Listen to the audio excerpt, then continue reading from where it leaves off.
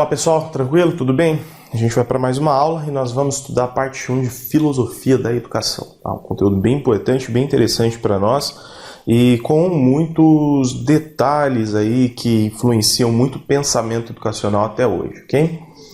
Bem, nós vamos partir dessa época do Renascimento, tá? Então não vamos analisar a parte da filosofia clássica, até porque em outras aulas aí já tem algumas análises sobre as ideias de Sócrates, Platão, Aristóteles, e não tem necessidade de a gente ficar voltando nisso. Mas vejam o seguinte, Renascimento. Renascimento é um período que marca o início da Idade Moderna.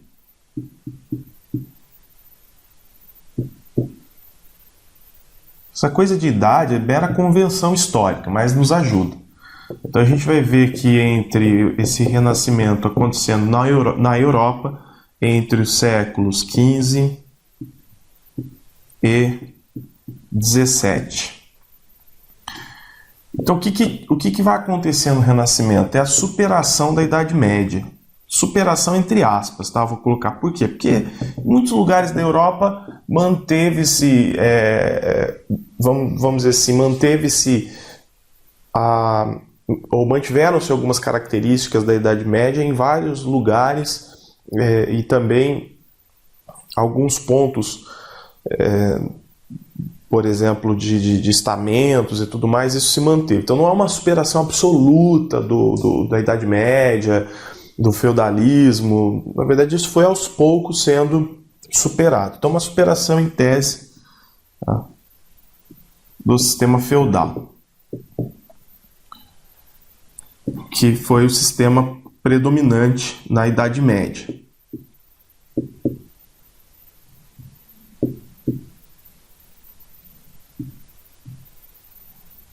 O que mais contribui para que esse renascimento realmente se caracterize como sendo um momento novo na história principalmente da Europa, as características que mais marcam esse renascimento é um retorno à cultura grega, que tinha sido esquecida durante a Idade Média. Então, um retorno à cultura grega, a valorização do homem a partir do humanismo,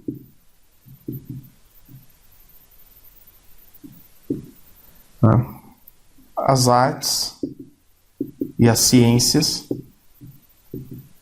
Então, uma valorização das artes e das ciências, coisa que também não acontecia na Idade Média, porque a Idade Média era praticamente culturalmente dominada pelas ideias da Igreja. Então, nos falava em arte e ciência, nos falava mais na vontade divina, seguir a vontade divina e, obviamente, submeter à vontade divina. E uma outra coisa, uma classe que já na baixa Idade Média já foi se destacando, foi a burguesia. Então a burguesia vai fazer toda a diferença na sociedade europeia a partir desse momento. Bem, a gente vai ver que a burguesia, formada por comerciantes, pessoas que sabem lucrar, ganhar dinheiro, a gente vê que a burguesia vai, num primeiro momento, se aliar aos reis, aos nobres, e ajudá-los em algumas investidas de natureza política.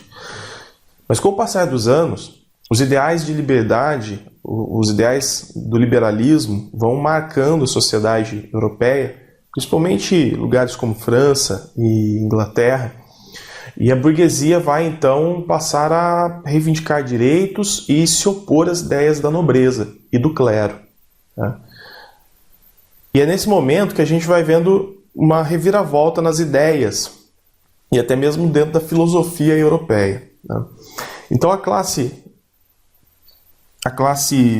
burguesa, não classe burguesia, a classe burguesa vai se aproximando do ideal de liberdade.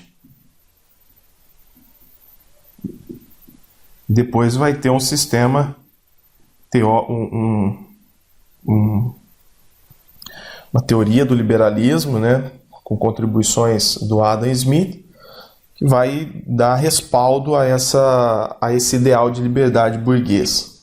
Por quê? Porque o rei, a nobreza, o sistema monárquico, que é dirigido pelo rei, ele controla muito a sociedade e a burguesia então acaba tendo dificuldades para ter liberdade, para comercializar, vender seus produtos, ter o lucro. Então é sempre as atividades econômicas, sempre muito concentradas nas decisões monárquicas. E a burguesia se vai se sentindo muito incomodada com o passar dos anos aí. Bem, então esse ideal de liberdade vai ser o liberalismo, tá? Outra coisa, gente, que a gente precisa colocar aqui, eu vou pôr como uma observação, é que o burguês valoriza o trabalho, tá? Então o burguês valoriza a aquisição de riqueza por meio do trabalho.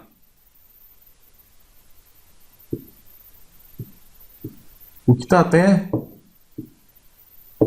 que é até influenciado, esse ideal burguês é até influenciado pela cultura protestante, né?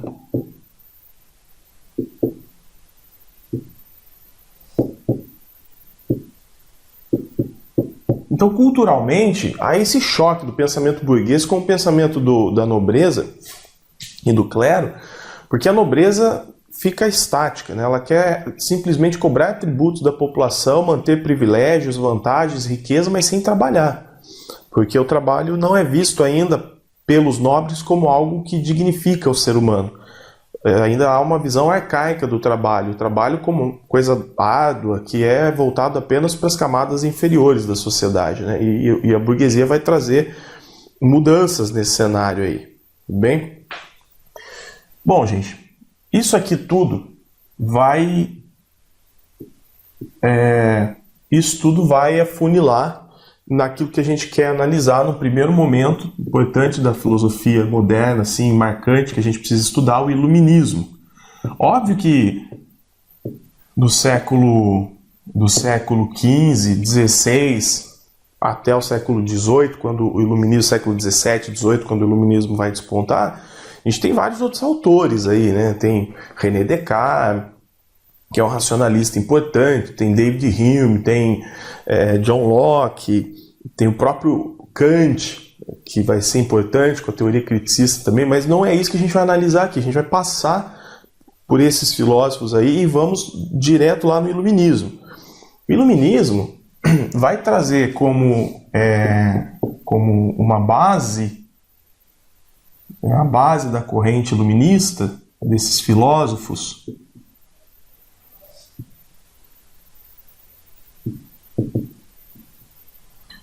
a base da corrente iluminista vai ser a crítica à nobreza. Crítica à nobreza, por quê? Porque o iluminismo ele é baseado em ideais, em valores burgueses. Tá? Então ele é baseado em valores burgueses.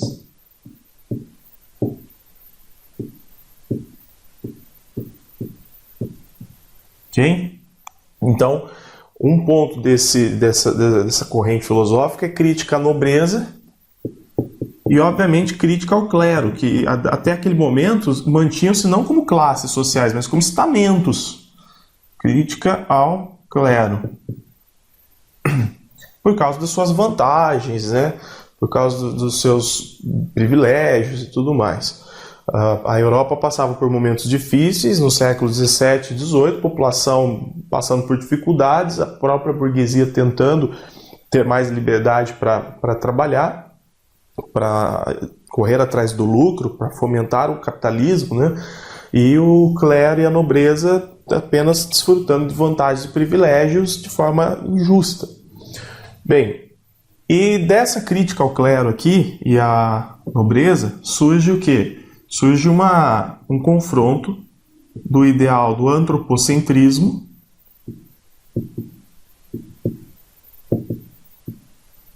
versus o teocentrismo. Então, ó, os valores da Igreja Católica eram muito difundidos na sociedade europeia e, como nós falamos, eles dominaram a cultura da sociedade durante a Idade Média. Mas, até mesmo depois do Renascimento, da chegada da Idade Moderna, esse pensamento do clero, esse pensamento religioso, cristão, a ideia da divindade, né? Do pensamento do homem ter que se submeter à ideia do divino e tal, isso marca ainda a sociedade. E um exemplo é a forma como os reis, os grandes monarcas se viam. Eles se diziam seres enviados por Deus à Terra para administrar, organizar as sociedades, né, liderar os homens. Então era um fundamento ainda divino, um fundamento teocêntrico. Então, por que as coisas acontecem? Porque Deus quer. Então o pensamento o teocentrismo está fundamentado nisso, na vontade divina. E cabe a nós aceitar essa vontade divina e nos adaptarmos a ela. Seguirmos, né, essa vontade divina. Só que o ser humano começa a perceber que muitas coisas estão acontecendo não é por vontade divina, não, é porque ele mesmo está conquistando. É o caso dos burgueses, né, que vão construindo um sistema econômico, depois algumas revoluções tecnológicas vão acontecendo, desde já do Nicolau Copérnico, do Galileu Galilei. Então essa ideia do racionalismo, ela vai marcando muito o pensamento filosófico da Idade Moderna e os homens, os filósofos, vão perceber que muitas coisas acontecem porque o homem encontrou respostas e soluções a partir da razão. Então vem aí a ideia do antropocentrismo, que na verdade está no centro de todas as coisas, quem tem a capacidade de construir relações sociais, a sociedade, provocar transformações e explicar as coisas é o homem, a partir da razão. Então valoriza-se muito a razão, nesse momento aqui do iluminismo, ok? Então esse aqui é o cenário que nós vivemos do iluminismo. Só que eu vou analisar com vocês aí dois autores. O primeiro é o Voltaire, um autor que viveu durante o século XVII e XVIII. Tá? O Voltaire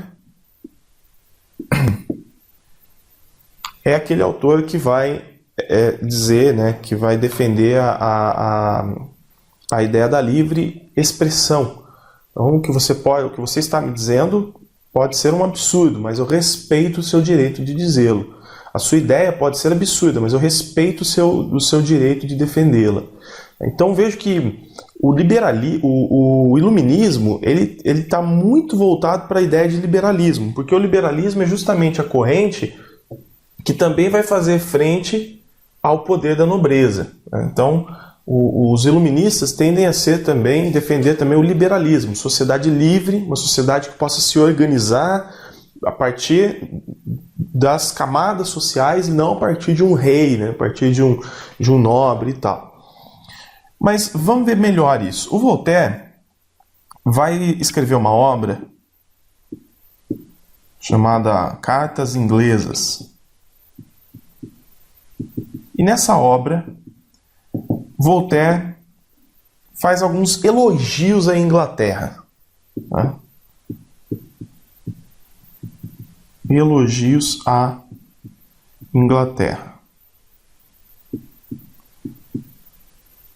E, na verdade, o que o Voltaire quer com esses elogios à Inglaterra? No momento que ele faz elogios à Inglaterra, indiretamente, ele está criticando a França. Não vamos nos esquecer que ingleses e franceses foram rivais árduos por muitos anos na história desses dois países.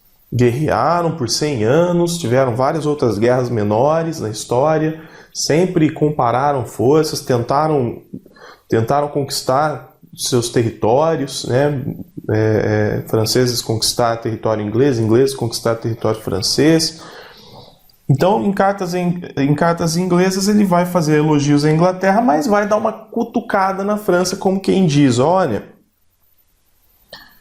a Inglaterra tem todos esses pontos positivos na sua sociedade, na sua cultura, na sua política. Justamente os pontos positivos que a França não apresentava. Exemplo disso, né? Exemplo de pontos positivos na política e na sociedade inglesa. A existência de um parlamento. Então tem o rei na Inglaterra. O rei está livre para fazer o bem. Mas se a atitude do rei é de fazer o mal, ou seja, em outras palavras, em algum momento essa atitude pode causar prejuízo à sociedade, então o parlamento serve justamente para restringi-la ou para eliminar. Tá? Então o parlamento é uma espécie de um freio às atitudes inconvenientes do rei.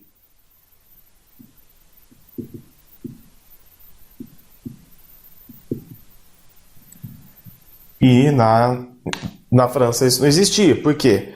Porque o rei governava absolutamente, né? Comandava toda a sociedade e podia agir de forma incoerente, que nada era feito contra o rei, porque ele tem o poder absoluto na França para fazer o bem, mas também para fazer o mal.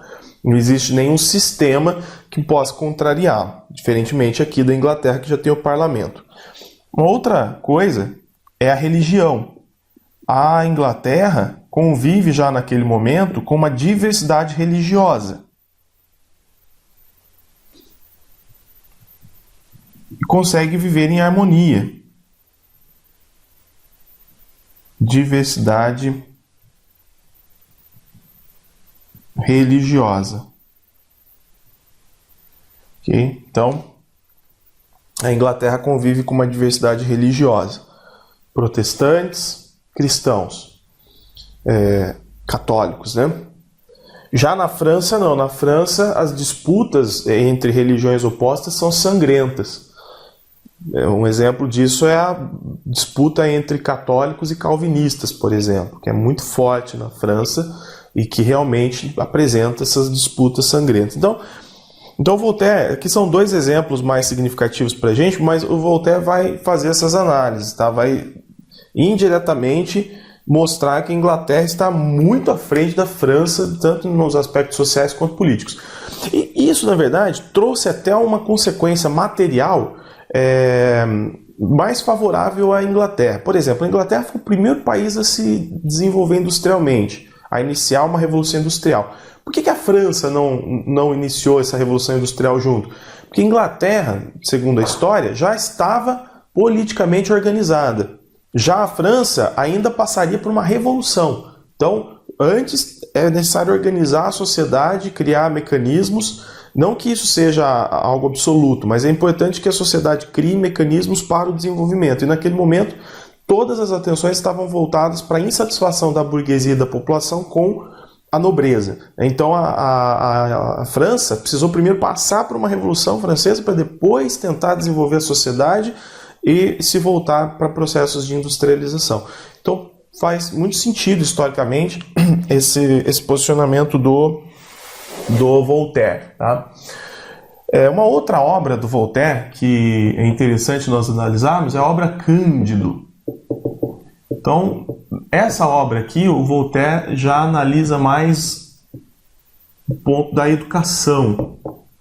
Então, é uma crítica, a partir dessa obra, Cândido, é uma crítica que o Voltaire vai fazer à nobreza, à cultura, aos valores da nobreza, mais voltados para a questão da educação. Então, Cândido é um menino que vive lá uma série de desventuras.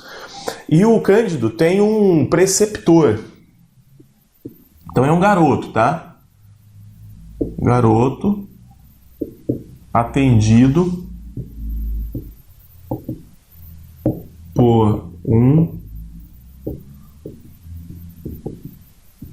preceptor. O que é o preceptor? É uma espécie de um professor particular que na época era muito comum, que acompanhava os adolescentes, os jovens, né, as crianças e os jovens da nobreza educando esses jovens, dando ali uma educação moral, intelectual, preparando esses jovens realmente para a cultura, né? Bem, então esse garoto aqui, o Cândido, ele é atendido pelo doutor Pangloss.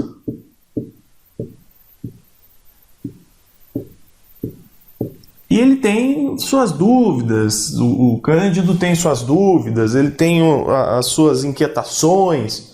E toda vez que ele recorre ao Dr. Pangloss, ele recebe, na verdade, orientações metafísicas, meras divagações.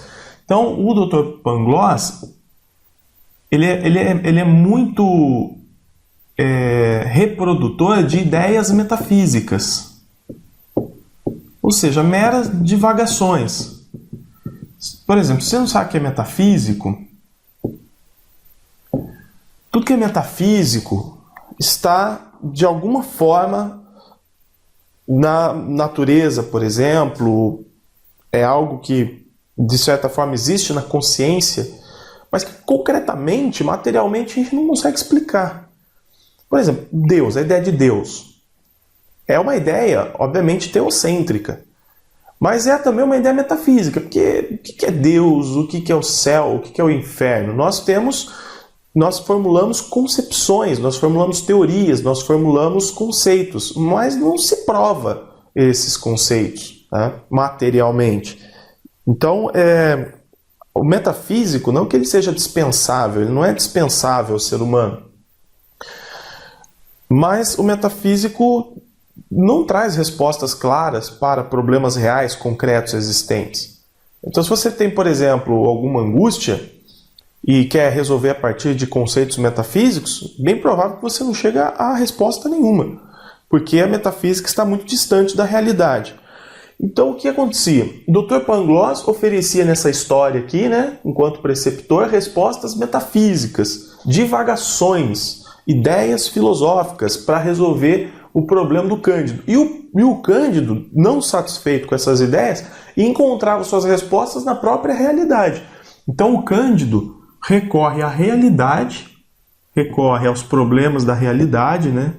Às situações da realidade para compreender seus dilemas.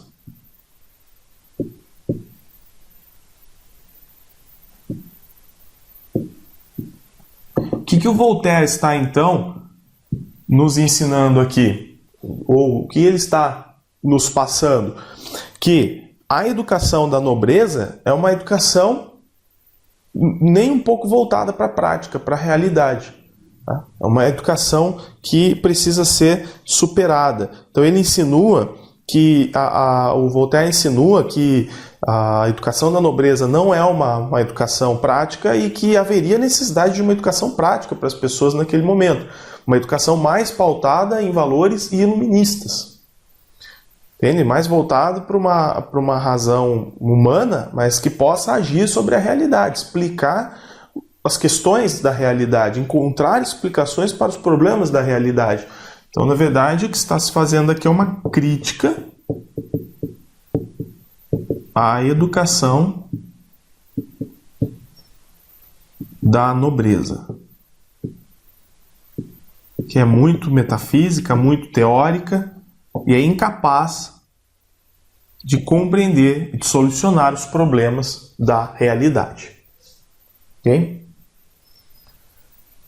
Bom, vamos lá. Um outro autor iluminista importante para a gente é o Rousseau, Jean-Jacques Rousseau. Rousseau, um autor, um filósofo francês, né? Filósofo francês. Rousseau vive de 1712 a 1778, de certa forma, vive até pouco, né?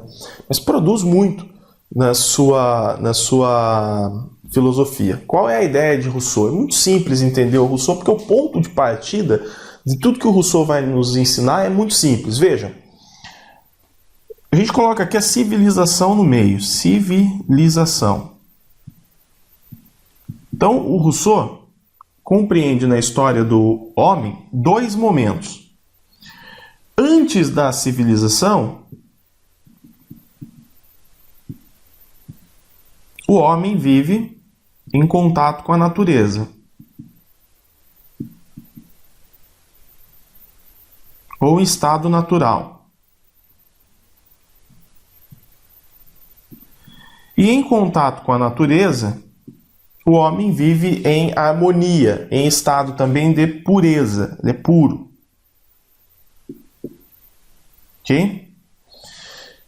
Depois, quando o homem começa a viver em sociedade, construindo civilizações, tendo contato com a arte, com a cultura, com as regras, com as leis, com tudo aquilo que marca um processo civilizatório, depois da civilização,